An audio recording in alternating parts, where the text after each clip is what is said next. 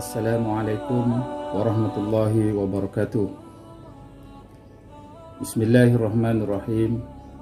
Alhamdulillahi rabbil alamin. Wassalatu wassalamu ala asyrafil anbiya'i wal mursalin Sayyidina Muhammad wa ala alihi wa sahbihi ajma'in. Amma ba'. Tuan-tuan dan puan-puan, tetamu Ramadan yang dirahmati Allah sekalian,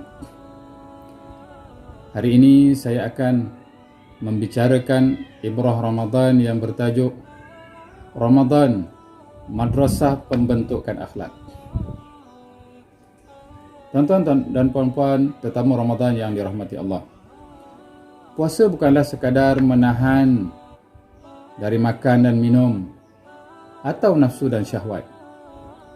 Tetapi puasa sebenarnya menahan daripada perkara-perkara yang haram dan makruh, sama ada dari segi perkataan atau perbuatan. Puasa mampu menjaga manusia daripada berbagai jenis penyakit sosial yang buruk seperti kedekut, bakhil, bohong, riak, nifak dan juga kata-kata dusta. Sehubungan itu, Ramadan sebagai madrasah untuk menanam adab-adab di dalam jiwa manusia seperti baik hati, sopan santun, jujur, sabar, lemah lembut, menahan marah, berdisiplin, komitmen dan bersistematik.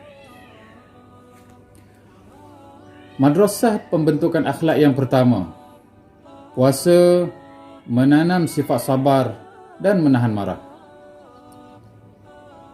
Tuan-tuan dan puan-puan, tetamu Ramadan yang dirahmati Allah sekalian, orang yang puasa dapat menahan lapar dan dahaga dengan bersabar, serta mengawal diri daripada perkara yang dilarang. Ini dapat menguatkan keazaman menghadapi rintangan dan mampu berjihad ketika berhadapan dengan musuh ketika ketiadaan air atau makanan.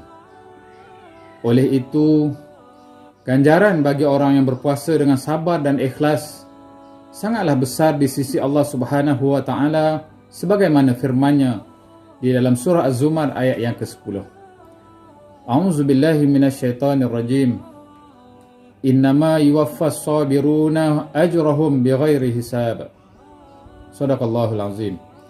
Maksudnya, hanya orang yang bersabarlah yang disempurnakan pahalanya tanpa batas. Di dalam asar yang lain disebutkan bahawa kesabaran adalah separuh daripada iman dan puasa adalah separuh daripada kesabaran. Tuan-tuan dan puan-puan, tetamu Ramadan yang dirahmati Allah sekalian, madrasah pembentukan akhlak yang kedua, puasa menanam sifat jujur dan menjauhi kata dusta. Puasa dapat membersihkan diri daripada sifat berbohong, berdusta, mengumpat serta menyemai sifat-sifat jujur dengan Allah dan Rasul, masyarakat dan diri sendiri. Rasulullah sallallahu alaihi wasallam telah mengingatkan orang-orang yang berpuasa daripada berdusta dan hukumannya. Sabda Nabi Muhammad sallallahu alaihi wasallam dalam satu hadis daripada riwayat At-Tabrani yang bermaksud, orang yang tidak meninggalkan kata-kata dusta dan mengamalkannya, maka Allah tidak perlu untuk meninggalkan makanan dan minumannya. Madrasah pembentukan akhlak yang ketiga, puasa menyemai sifat berbudi bahasa dan bersopan santun. Puasa menyemai sifat sopan santun, menahan marah, menahan nafsu dan berlapang dada. Hal ini disokong melalui firman Allah Subhanahu wa taala dalam surah Ali Imran ayat 134. A'udzubillahi minasyaitonir rajim. Allazina yunfikuna fis sarra'i wad dharra'i wal kazimina al ghaiza wal 'afina 'anil nas. Wallahu yuhibbul muhsinin. Shadaqallahul azim. Maksudnya, dan orang-orang yang menahan marahnya dan memaafkan kesalahan orang lain, dan Allah mencintai orang yang berbuat kebaikan. Maksud daripada sabda Rasulullah sallallahu alaihi wasallam, puasa bukanlah sekadar puasa makan dan minum, tetapi puasa daripada perkara maksiat dan menuturkan kata-kata buruk. Seandainya ada seseorang memaki atau mengatakan bodoh padamu, katakanlah, saya sedang berpuasa, saya sedang berpuasa. Madrasah pembentukan akhlak yang keempat. Puasa menyamai sifat murah hati serta mengubati sifat bakhil. Tuan-tuan dan puan-puan tetamu Ramadan yang dirahmati Allah sekalian, bulan puasa adalah bulan kemuliaan, kemurahan hati, dermawan dan pemurah. Pada bulan Ramadan, pahala sedekah dan amalan sunat menyamai pahala amalan fardu, dan pahala sedekah wajib iaitu zakat menyamai 70 amalan fardu.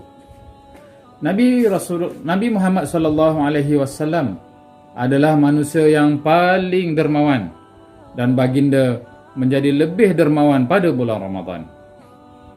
Sifat semula jadi manusia sememangnya sayangkan harta. Namun, jika dia mengorbankan hartanya untuk disedekahkan bagi mendekatkan dirinya kepada Allah Subhanahu wa taala, maka ternyata keteguhan imannya kerana berjaya mengubati sifat kedekut. Firman Allah Subhanahu wa taala dalam surah Al-Hashr ayat yang ke-9. A'udzubillahi minasyaitonir rajim. Wa may yuqashshuha nafsihi faulaika humul muflihun. Maksudnya, sesiapa yang memelihara dirinya dari sifat kedekut, maka mereka itulah orang-orang yang berjaya. Terdapat banyak hadis yang mengatakan tentang kelebihan memberi makan kepada orang-orang yang berbuka puasa. Abu Hurairah radhiyallahu an meriwayatkan bahawa Rasulullah sallallahu alaihi wasallam bersabda yang bermaksud, sesiapa yang memberi makan kepada orang yang berpuasa di bulan Ramadan melalui sumber yang halal, pastilah para malaikat akan berselawat kepadanya sepanjang malam dan di bulan Ramadan, dan Jibril akan menyapanya di malam Lailatul Qadar. Hadis riwayat Al-Baihaqi. Tuan-tuan dan puan-puan tetamu Ramadan yang dirahmati Allah sekalian, madrasah pembentukan akhlak yang kelima. Puasa menanam sifat komitmen dan disiplin.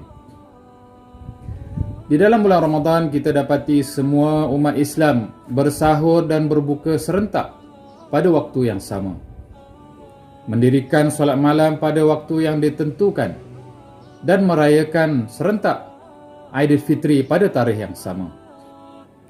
Fenomena ini mengembalikan individu, masyarakat dan ummah kepada suatu peraturan dan iltizam dengan jamaah serta tidak menyalahi peraturan yang ditetapkan. Allah Subhanahu wa taala telah menetapkan panduannya seperti firman-Nya dalam surah Al-Baqarah ayat 187. A'udzubillahi minasyaitonir rajim. Wa kulu washrabu hatta yatabayyana lakumul khaytul abyadu minal khaytil aswadi minal fajr. Summa atimus siyam ilal lail.